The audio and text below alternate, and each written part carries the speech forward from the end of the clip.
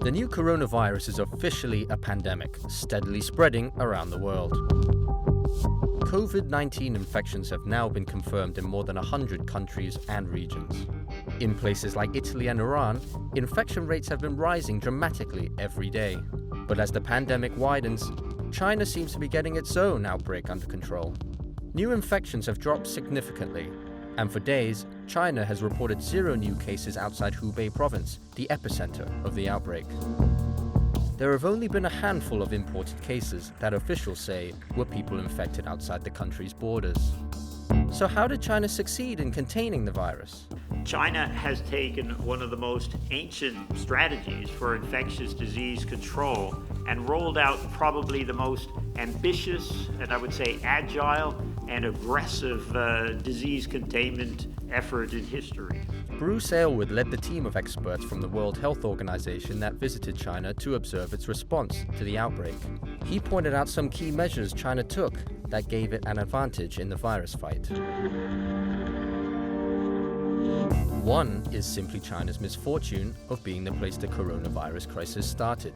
That has become an advantage since it now has the most knowledge and experience in dealing with COVID-19.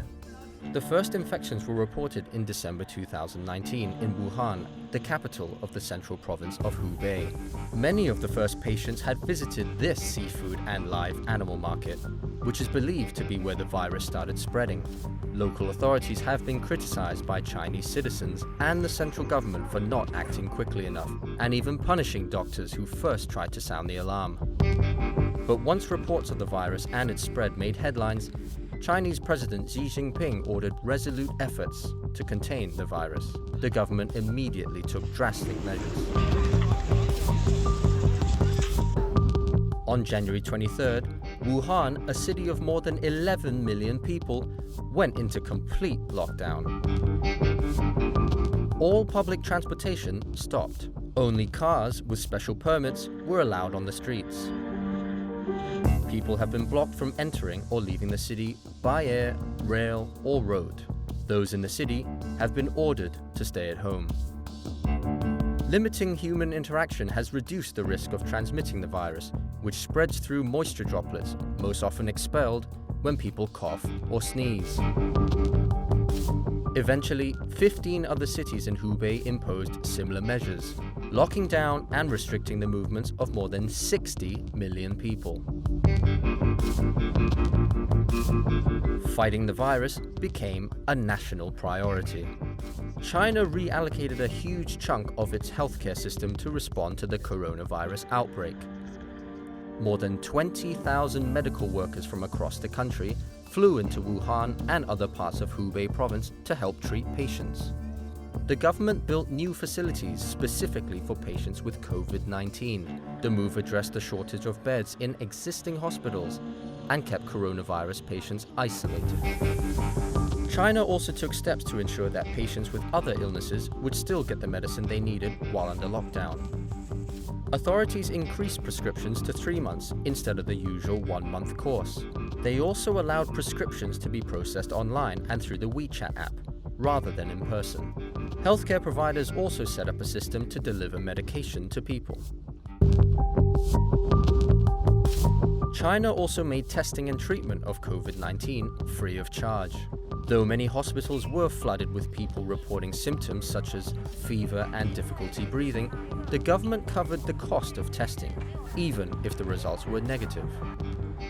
In the United States, there have been reports of people being tested for the virus, but when they got negative results, they ended up with bills for thousands of dollars. The single biggest lesson is speed. Speed is everything. All of China's efforts to contain the coronavirus happened at rapid speed. From the lockdown in Wuhan going into effect just hours after it was announced, to the temporary hospitals for COVID-19 patients being built from the ground up in a matter of days. It also acted quickly to alert the public about symptoms of an infection, so people knew when they should see a doctor. China set up a network of fever hospitals where people could go to be tested, and was quick to isolate confirmed cases and track their close contacts to find the origins of infection clusters.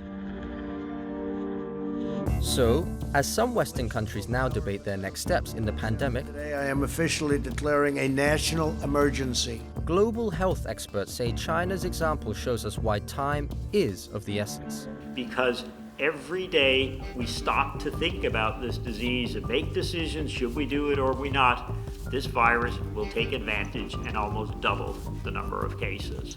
You have to move fast.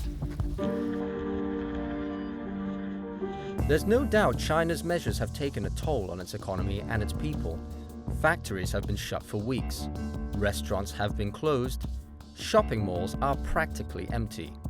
And it will still be some time before it's business as usual. But the latest data indicates that China is close to containing its coronavirus outbreak.